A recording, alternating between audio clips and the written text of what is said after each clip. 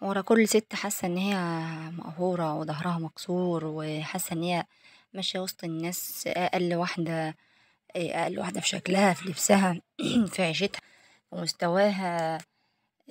حاسة ان هي دايما مجروحة، دايما متهانة، دايما أقل من الناس وسط عيلتها، أقل من الناس وسط عيلة جوزها. ورا كل ده جوزها نفسه، عشان جوزها لو عامل لها قيمة وبيحترمها قدام الناس وقدام أهله وأهلها، كانت هتبقى هي أحسن واحدة في الدنيا. كانت هتبقى ماشية وحاسة إن هي راسها مرفوعة وسط الناس. إنما لو جوزها مش عامل لها قيمة، وجوزها مش عامل لها أي لازمة، وبيهينها وبيهين كرامتها، محدش هيعبرها، ولا حد هيعمل لها قيمة، ولا حد هيعمل لها احترام.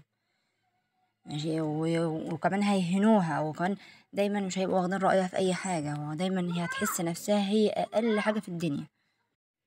انما بقى لو جوزها عززها وكرمها، فدايما الناس هتعمل لها قيمة، ودايما هيشيلوها فوق راسهم، ودايما هيحسسوها ان هي احسن واحدة في الدنيا، لان هما بيعملوا لجوزها الف حساب، لانهم بيحبوا جوزها وبيقولوا جوزها بيحترمها، فاحنا لازم نحترمها.